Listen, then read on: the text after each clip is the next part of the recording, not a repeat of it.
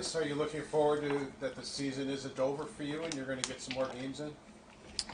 Yeah. I'm gonna head down to Roch probably in the morning. Um, I still have this ankle foot thing going on, so just gonna try to get a little healthy there, and yeah, hopefully we do some damage in the postseason. Do you think you'll be ready for Wednesday with your ankle? I'm not sure. It's more of a day-to-day thing how it feels. It'll be nice to go down there and continue to get treatment. So I'm, hoping it's can progress well every day. When you think to the season with Pat here, what kind of learning experience has this been for you going through an NHL season? Yeah, I think it's been. I mean, I've taken huge jumps personally. I think just being up here for however many games it was, and the style of play we play with, no hesitation, and I think it allows you to develop and just play on instincts rather than thinking so much of systems or details or anything like that. So, um, yeah, I mean, I think I've grown a lot as a player this year, and can carry that over in the next year in training camp and just keep going. How would you just describe the process you went through of adjusting to the speed of facing, the top guys on the other team, facing guys like, whether it be Lee on the Islanders or anybody else in the net front, just adjusting for the speed and strength as you went along in the year? Yeah, I think that was the biggest thing with, matching up against other teams' top lines. You could get coached about how they're going to do it or whatever as much as you want, but until you experience it, it's not the same. So, playing against someone like Matthews, how big and strong he is, or Anders Lee in front of the net, how heavy he is, guys like that, it's you have to experience it to learn from it. So, I think every game, you're playing different types of players, and you could take a little bit from each game and move on and get better from it. So I think that's what I try to do personally. I think that's what we did as a young D-core too. What makes this group, not even on the ice, just off the ice, you guys are so close, friends, it seems like. Just what makes this group so special? How did it become so tight from what you've seen, experienced? I think it's just everybody's personality. Everyone is just themselves, and you don't have to try to be anybody else. Just be you, and I mean, you're going to be accepted into the group, and I think that's the biggest thing. It's a bunch of unique personalities colliding, and it's just a lot of fun. I mean, it's a great group of guys. So every day come in the rink, and then outside the rink, we all love hanging out with each other. So it's been a ton of fun. You like playing pranks on Darlene? He said you're one of the funniest people who's ever been around. No, I'm not a prank person. I'm not that creative, but yeah, I like to joke around. Dahl's an unreal person, so yeah, try to make him laugh every once in a while. I remember when he made the Cobra comment earlier. That's just him being Ras. Like, who is he that other people might not see? Like, we don't see on the outside.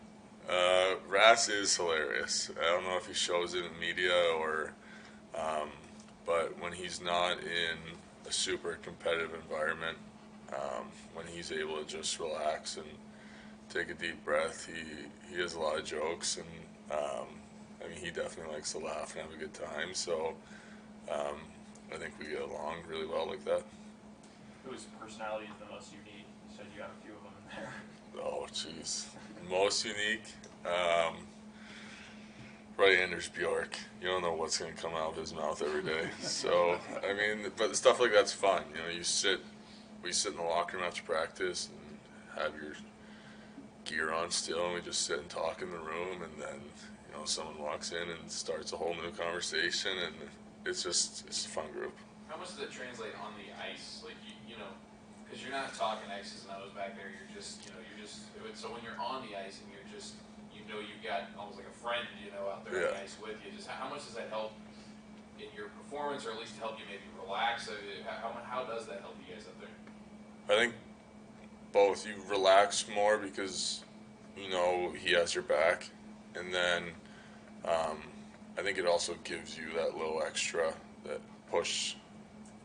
You want to give that that effort for, one of your brothers, and when you are that close, it's more fun to win, and it hurts more to lose because you know what everyone else is feeling. So I think it's huge for even just on ice stuff too.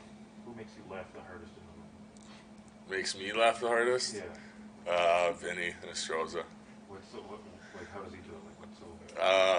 He's all over the place. He's jokes, mocking people. He's just a character, and I love it. I love laughing during practice. So he definitely keeps it fun. You got 12 games in last year, in a crazy year where you were playing in empty buildings. What did you learn about playing in Buffalo for the Sabres this year, where there were people around and it was more normal? Yeah, and with last year, we weren't really even supposed to, go out to eat or anything like that. So I think this year, just getting the full experience, you go out to eat, and there's a Sabres fan that wants to ask you a question or wants to say a good game, and it means a lot to me that the community has your back. So just seeing the passion for the Sabres this year with no restrictions, it's been a ton of fun, and you could see some of the games. It's the building's not even full, and the place is so loud and electric, and I can't imagine how it is sold out every game, and so it's a lot to look forward to in this city. You guys rave about John letting you play free, fearless, without mistakes. What has that done for you and your personal growth this year? I think that's huge for my confidence and growth in the short time, or in the half the year I was up here, because you're not worrying about systems and details and making sure you're in the right spot with your stick in the right spot. You're just playing, you're just making reads, you're adjusting, and that's what he wants. So for me, it was huge. So then I can play off instincts and my athletic ability more, instead of overthinking and analyzing every situation of where I'm supposed to be and what system. So and especially with how young the D-core is, I think it just lets us play a little more free and helps you grow way faster on the fly. What did you think about Owen and the way that he adjusted, and how well he played the last 8 games of the season he was here? Yeah, he's a special player. Even his first game in Toronto, you don't see many 19-year-olds step into the league as a D-man and have that poise and calm with the puck, and just look very natural, and he's only going to get better. So it's exciting with the D we have, and he's a great kid and a great personality, and he's definitely a hell of a player. Jealous you got the first goal out of the way? No, I was happy for him. I was really fired up for him. I'm never the jealous type. I just want to see the team succeed, and obviously I know he's more offensive than me, so I'm not too worried about it. Girardi told me you have a cannon for a shot. Are you surprised one of them hasn't gone in yet? Surprised? No.